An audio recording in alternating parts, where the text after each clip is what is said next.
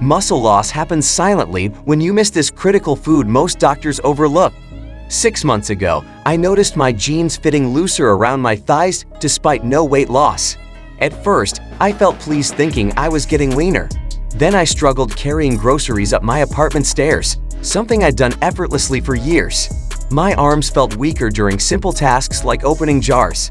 Something was wrong, but I couldn't identify what had changed. My doctor ran standard blood tests that came back normal.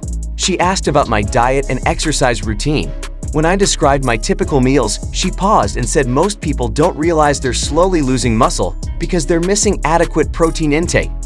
This conversation changed how I understood my body's needs. Muscle tissue requires constant maintenance through protein consumption. According to research published in the Journal of the American Medical Association, adults lose 3 to 8% of muscle mass per decade after age 30. This process accelerates after age 60. The loss happens gradually, so most people don't notice until weakness affects daily activities. Preventing this decline requires consistent dietary attention. Protein provides amino acids that serve as building blocks for muscle tissue. When you don't consume enough protein, your body breaks down existing muscle to obtain necessary amino acids for vital functions. This process happens silently without obvious symptoms initially.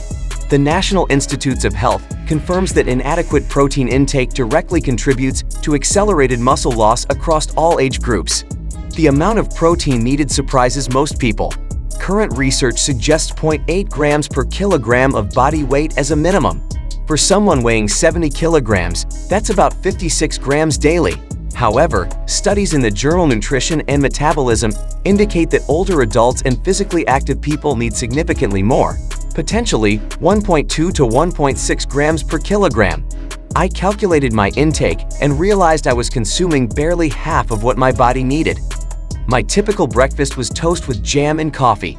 Lunch consisted of a large salad with minimal toppings. Dinner included a small portion of chicken or fish with vegetables and rice. While these meals seemed healthy, they provided inadequate protein for maintaining muscle mass. I was essentially starving my muscles while thinking I ate well. The quality of protein matters as much as quantity. Complete proteins contain all 9 essential amino acids your body cannot produce. Animal sources like eggs, fish, poultry, beef, and dairy provide complete proteins. Plant sources like beans, lentils, quinoa, and soy also offer quality protein, though some require combining to get all essential amino acids. Understanding this distinction helped me plan better meals. Timing of protein intake affects muscle maintenance significantly. Research in the American Journal of Clinical Nutrition shows that distributing protein evenly across meals works better than consuming most protein at dinner. Your muscles benefit from steady amino acid availability throughout the day. I restructured my meals to include 20 to 30 grams of protein at breakfast, lunch, and dinner rather than loading up at one meal. My breakfast transformation started with adding eggs. 2 eggs provide about 12 grams of protein. Adding Greek yogurt contributed another 15 grams. This simple change meant starting my day with nearly 30 grams instead of almost zero. Within 2 weeks, I noticed sustained energy through the morning instead of the mid-morning crash I'd accepted as normal. Lunch modifications included adding canned tuna or grilled chicken breast to my salads.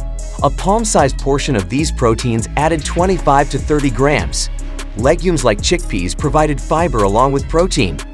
These additions made my salads more satisfying and prevented the afternoon hunger that used to drive me towards sugary snacks. Dinner already included protein, but I increased portion sizes slightly. A piece of fish the size of my hand provided about 30 grams. Lean beef or pork offered similar amounts. I learned that fattier cuts provide less protein per serving because fat takes up space without contributing amino acids. Choosing leaner cuts maximized protein intake without excessive calories. Snacks became protein opportunities rather than just hunger management.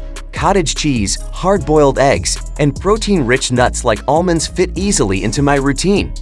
These small additions throughout the day accumulated into significant improvements in total protein intake. The convenience factor mattered because complicated preparation leads to inconsistency. The physical changes took about 8 weeks to become noticeable. My thighs regained their firmness first. Carrying groceries became easier again.